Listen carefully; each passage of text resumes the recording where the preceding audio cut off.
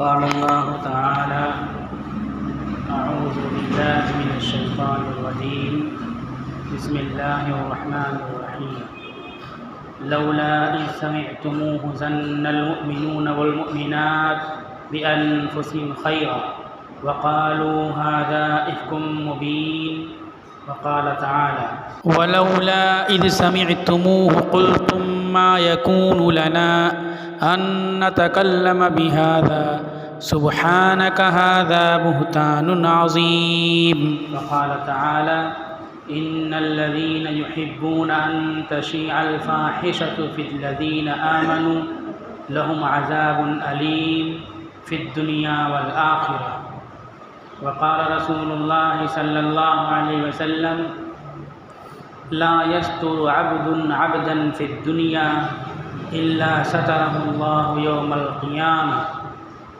وقال: كل أمتي معافي إلا المجاهرين وإن المجاهرين أن يعمل الرجل بالليل عملا ثم يصبح وقد ستره الله عليه فيقول: يا فلان عملت البارحة كذا وكذا وقد بات يستر ربه ويصبح فيكشف ستر الله صدق الله العظيم وصدق رسوله النبی الکریم اما بعد۔ آج کے خطبے میں ایک اخلاقی تعلیم کے بارے میں بات ہوگی۔ وہ اخلاقی تعلیم یہ ہے کہ ہم برائیوں کو روکیں۔ برائیوں کو روکنے کا طریقہ یہ خود برائی سے روکیں اور دوسروں کو برائیوں سے روکیں۔ دوسرا طریقہ یہ ہے کہ برائیوں کا تذکرہ اور چرچا نہیں کرنا چاہیے۔ ہم نے جو 3 آیتیں تلاوت کی وہ ایک واقعے سے متعلق ہے، واقعی افک سے متعلق۔ اس تعلق سے اللہ تعالیٰ کہتے ہیں جب کسی عورت پر الزام لگایا جاتا ہے، تہمت لگائی جاتی ہے اور اس تہمت کی بات تمہارے سامنے بتائی جا رہی ہے، تو ایسی صورت میں تمہارا کیا رد عمل ہونا چاہیے وہ ضابطہ بتلایا۔ لولا اذ سمعتموه ظن المؤمنون والمؤمنات بانفسهم خیرا، کیوں نہیں ایسا ہوا کہ جب تم نے سنا تو مسلمان مردوں اور مسلمان عورتوں نے اپنے بارے میں اچھائی کا خیال کیا، یعنی ایک مسلمان کو دوسرے مسلمان کے تعلق سے اچھائی کا خیال رکھنا چاہیے اور اس کی اچھائی سوچنی چاہیے۔ ایک تو یہ ہے کہ جو شکایت سنی آپ نے غلط شکایت، اس کو غلط مانیں۔ اللہ تعالیٰ کہتے ہیں بِأَنفُسِهِمْ، اپنے بارے میں ایک دوسرے مسلمان کے بارے میں آپ تک شکایت آئی، برائی کی بات آئی، تو دوسرا مسلمان دوسرا نہیں ہے، انفسہم، وہ تمہارے ہی میں سے۔ اگر اس کی بے عزتی ہوتی ہے، اس کا مقام گھٹتا ہے، اس کی حیثیت کم ہوتی ہے، تو تمہارا بھی مقام گھٹ رہا ہے، تمہاری بھی حیثیت گھٹ رہی ہے، تمہاری بھی بے عزتی ہو رہی ہے۔ آپ کی ذات قرار دیا دوسرے مسلمان کو۔ تو جس طرح انسان خود کوئی غلطی کرتا ہے، اس کے اندر یہ طلب اور اس کی کوشش ہوتی ہے کہ اس غلطی کے نتیجے میں ہماری بے عزتی نہ ہونے پائے، سماج میں ہمارا رتبہ گھٹنے نہ پائے، ہماری توہین نہ ہونے پائے۔ اس طرح ہر مسلمان کی دوسرے مسلمان کے تعلق سے یہ ذمہ داری ہے۔ اللہ تعالیٰ سوال کے اندر میں وہ بات بتلاتے ہیں کہ دوسرے مسلمان کی بھی عزت بچانے کی تم فکر کرو، اس کے سماجی رتبے، مقام اور اس کے امیج کو قائم رکھنے کی تم کوشش کرو، اس کے اسٹیٹس کو بہتر بنانے کی تم کوشش کرو، کیونکہ وہ تمہاری ذات سے ہی ہے۔ سوال کے انداز میں مثلا یہ کہا جائے دن میں سورج نکلا ہوا ہے یا ابھی بارش ہو رہی ہے، تو ہم بتا دیں کہ بارش ہو رہی ہے اور خود بتائیں۔ ایک جس کو ہم بتانا چاہتے ہیں اس کے منہ سے یہ بات سنیں، تو سوال کے انداز میں کیا بارش نہیں ہو رہی ہے؟ اور یہاں بارش ہو رہی ہے، تو جو ہم بتا کر کے سمجھانا چاہتے تھے اس کے منہ سے وہ بات نکل کے آ گئی، تو یہ چیز زیادہ بلیغ ہوتی ہے سوال کے انداز میں۔ تو اللہ تعالیٰ نے سوال کے انداز میں یہ بات کہی کہ دوسرے مسلمان کی عزت کو بچانے کے لیے اس کو اپنا سمجھو، اس کی عزت اپنی عزت ہے، اس کا وقار آپ کا وقار ہے، تو اس کے لیے بھلائی سوچو، بہتر سوچو، ایسا کوئی معاملہ نہ کرو جس سے اس کی بے عزتی ہو۔ اللہ تعالیٰ کہتے ہیں جب یہ بات تمہارے تک پہنچی کسی کی بے عزتی کے تعلق سے تو تمہیں کیا کرنا چاہیے؟ وَقَالُوا هَذَا إِفْكٌ مُبِينٌ، یہ کھلی ہوئی تہمت ہے، ایسا کسی مسلمان سے نہیں ہو سکتا، ایسا کوئی مسلمان نہیں کر سکتا۔ بالکل جھڑک دو ایسی بات، بے پردگی کی بات کسی کے بارے میں آپ سے کوئی بتائے جس سے اس کی بے عزتی ہوتی ہو تو کیا کرو؟ اس کو جھڑک دو، ھذا افک مبین۔ اور پھر آگے ایک آیت کے بعد اللہ تعالیٰ کہتے ہیں جب تم نے سنا تو ایسا کیوں نہیں کہا؟ ھذا بہتان عظیم، یہ بہت بڑا بہتان ہے، یہ تو تہمت ہے۔ اس انداز میں کسی کی عزت اور آبرو کے تعلق سے ہمارے سامنے بات ہو تو یہ ہر مسلمان کا فریضہ ہے، اخلاقی، دینی، ملی ذمہ داری ہے، قرآن کا حکم ہے۔ ایسا نہیں ہے کہ کسی کی برائی ہو رہی ہو تو کان پھیلا کر کے اور دھیان سے سننے لگیں اور ہاں ہاں کرتے رہیں، اس کی تائید کرتے رہیں، اس کی بات سن کر کے پھر آگے جا کر کے دوسروں کو بتاتے رہیں کہ وہ تو فلاں کے بارے میں ایسا کہہ رہا تھا، فلاں ایسا ہے۔ یہ مسلم معاشرے، دینی مزاج اور مسلمان کی شان کے خلاف ہے۔ مسلمان کی شان یہ ہے کہ اس کے سامنے کسی کی برائی ہو تو بالکل اسی وقت فوراً اس کو روک دے۔ برائیوں کے تذکرے سے برائیاں پھیلتی ہیں، برائیوں کے تذکرے سے برائیاں پھیلتی ہیں۔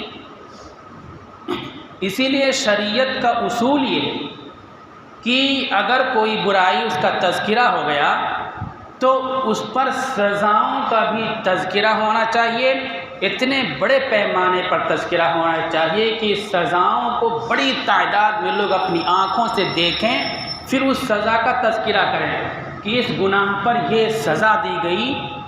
تو برائی کا تذکرہ ہوا، برائی کے ساتھ پھر سزاؤں کا تذکرہ ہو تاکہ برائی کے ساتھ فوراً اس سے رکنے کی فکر لوگوں کو ہو جائے کہ کہیں ہم سے یہ غلطی نہ ہو جائے، ہم سے یہ گناہ نہ ہو جائے ورنہ ایسی سزا ہوگی۔ مثلا زنا ہے، یہ برائی ہے، بہت بڑی برائی، سماجی برائی ہے، اللہ کے عذاب کو دعوت دینے والی ہے۔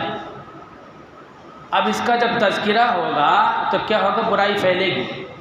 سزا دینا اصل مقصد نہیں ہے کہ کسی کو سنسار کر دیا جائے، اصل مقصد اس برائی کو روکنا ہے۔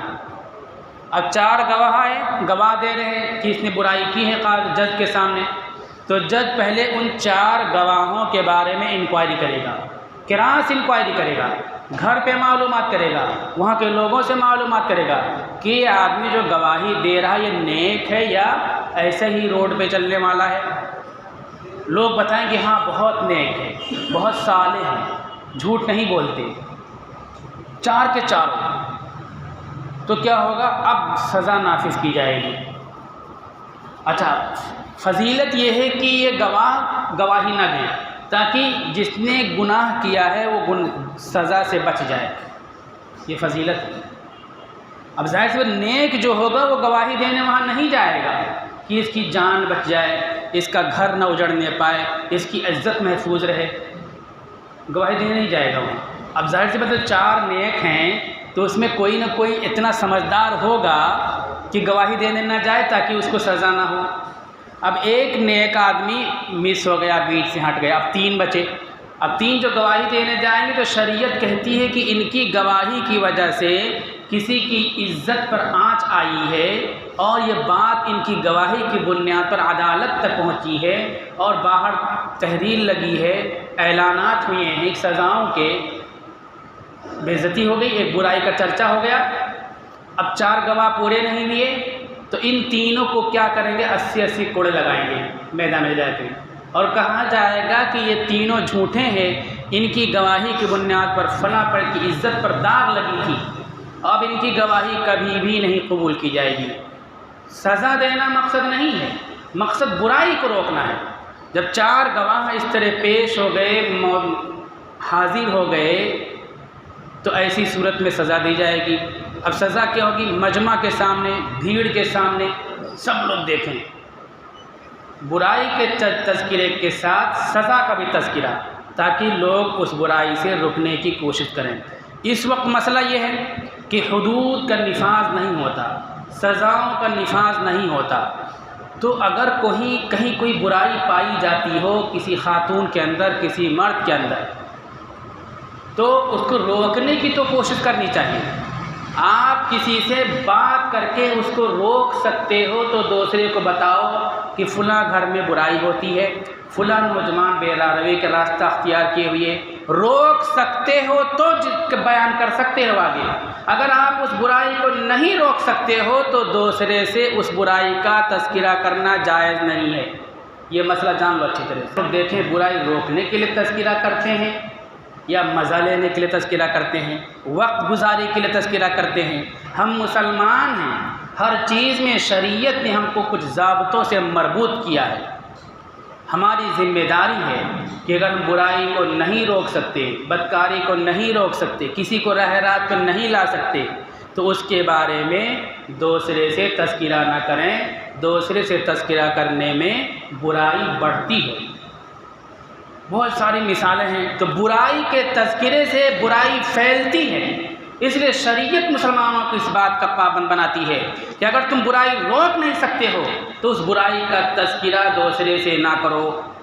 اس لیے ہم لوگوں کو بہت احتیاط کرنی چاہیے۔ اللہ کے نبی صلی اللہ علیہ وسلم نے ارشاد فرمایا کہ کوئی مسلمان ایسا نہیں ہے جو دوسرے انسان کی برائی کو چھپائے، اس کی غلطی کو چھپائے۔ اگر کوئی دوسرے کی غلطی کو چھپاتا ہے الا سترہ اللہ یوم القیامہ، مگر اللہ تعالیٰ قیامت کے دن اس برائی چھپانے والے کے گناہوں کو چھپا لیں گے۔ تم نے دوسرے کی عزت کو بچائی، دوسرے کی غلطی کو چھپایا، اس کو سدھرنے کا موقع دیا، راہ راست پر چلنے کا موقع دیا، سماج میں سر اٹھا کے جینے کا موقع دیا، دنیا میں تم نے اس کی عزت کی فکر کی، اس کی غلطی کو چھپایا۔ اللہ کے نبی فرماتے ہیں قیامت کے دن اللہ تعالیٰ تمہارے گناہوں کو چھپائیں گے۔ ہمیں ہمارے سامنے آخرت ہونی چاہیے، اللہ تعالیٰ ہمارے کسی گناہ پر مواخذہ نہ کریں، اس لیے ہم دوسرے لوگوں کے گناہوں کو اور غلطیوں کو چھپائیں تاکہ آخرت میں اللہ تعالیٰ ہماری غلطیوں کو چھپائیں۔ ایک دوسری حدیث میں رسول اللہ صلی اللہ علیہ وسلم نے فرمایا کہ ہماری امت کے گنہگار جو ہیں سب کی بخشش ہو جائے گی، اللہ تعالیٰ سب کو معاف کر دیں گے، پکڑ نہیں فرمائیں گے، لیکن الا المجاہرین، لیکن جو مجاہر ہوں گے ان کی پکڑ ہوگی اور ان کو اللہ تعالیٰ معاف نہیں فرمائیں گے۔ مجاہر کون ہے؟ مجاہر وہ شخص ہے جو رات میں تنہائی میں خلوت میں کوئی گناہ کرتا ہے، گناہ کرنے کے بعد وہ صبح کرتا ہے اور صبح تک کسی کو نہیں معلوم کہ اس کے ذریعہ گناہ ہوا ہے، اس نے شراب پی ہے، اس نے جھوٹ بولا ہے۔ اللہ تعالیٰ نے اس کی پردہ پوشی کی، اس کو سدھرنے کا موقع دیا۔ پھر وہ صبح کے بعد دن میں کہیں ملتا ہے جا کر کے تو کسی سے کہتا ہے فلاں عملت البارحۃ کذا و کذا، رات میں تو میں نے ایسا ایسا کیا، ایسا ایسا گناہ کیا، شراب پیے کی۔ اپنے گناہ پر دوسرے انسان کو گواہ بنا رہا ہے، دوسرے انسان سے کہہ رہا ہے، تو دوسرا انسان گواہ ہو گیا، یہ بڑی مصیبت ہے۔ اسی کے ساتھ اللہ تعالیٰ کی طرف سے یہ ہے کہ اس نے اللہ کی پردہ پوشی کو، اللہ کے ستر کو پھاڑ دیا۔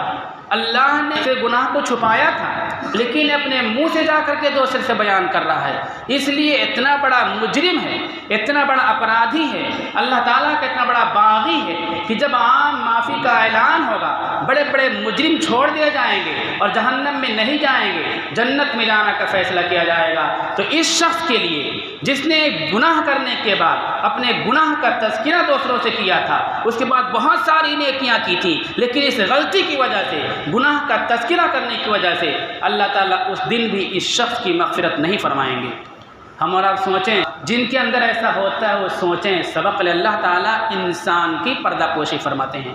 اللہ کی صفت کی ستار، عیب کو چھپانے والی ذات، بندوں کو مہلت دینے والی ذات۔ اللہ تعالیٰ بندوں کو مہلت دیتا ہے، اس کے عیوب کو چھپاتا ہے، اس کی پردہ پوشی فرماتا ہے، انسان کو سدھرنے کا موقع دیتا ہے۔ اللہ نے موقع دیا سدھرنے کا، اور اپنی غلطی کو، اپنے گناہ کو لوگوں سے بتاتے پھرتے ہو، تو اللہ تعالیٰ کے نبی فرماتے ہیں ایسے شخص کی میدان محشر میں مغفرت اللہ تعالیٰ نہیں فرمائیں گے۔ اصل بات یہ ہے کہ اس سے جب تذکرہ ہوتا ہے، چرچا ہوتا ہے، تو برائیاں بڑھتی ہیں، فروغ پاتی ہیں۔ اس لیے ہم اس سلسلے میں بہت ہی حساس رہیں۔ عام طور پر ہمارا سماج اس قسم کی برائیوں سے پاک ہے، لیکن کچھ غلطیاں پائی جاتی ہیں۔ یہ غلطیاں عام طور پر پائی جاتی ہیں۔ کسی کے بارے ہم نے کچھ سن لیا تو اس کو مزہ لے کر سنتے ہیں، پھر آگے جا کے بیان بھی کرنے لگتے ہیں۔ آگے جا کے بیان کے تو کیا ملا اپنے کو؟ کچھ بھی نہیں ملا، لیکن قرآن کے حکم کے خلاف آپ نے عمل کیا، اللہ کے نبی کے فرمان کے خلاف آپ نے عمل کیا۔ آپ نے کوئی گناہ نہیں کیا تھا، گناہ کسی دوسرے نے کیا تھا، آپ کے کان میں بات پڑی، آپ نے سن لیا، اس بات کو آگے جا کر کے کہہ دیا، آپ کے نام اعمال میں گناہ لکھ دیا گیا، آپ کا نام اعمال داغدار ہو گیا، آپ کا نام اعمال سیاہ ہو گیا۔ کیا ملا؟ اپنی آخرت خراب کرنی، تھوڑی سی زبان کا چٹخارا، تھوڑے سے کان کا لطف، تھوڑی سی واہ واہی کے لیے ہمیں اپنی آخرت نہیں خراب کرنی چاہیے، برائیوں کا تذکرہ نہیں سننا چاہیے، آگے برائیوں کا ذکر نہیں کرنا چاہیے۔ اس طرح بھی برائیاں رکتی ہیں۔ اللہ تعالیٰ عمل کی توفیق عطا فرمائے۔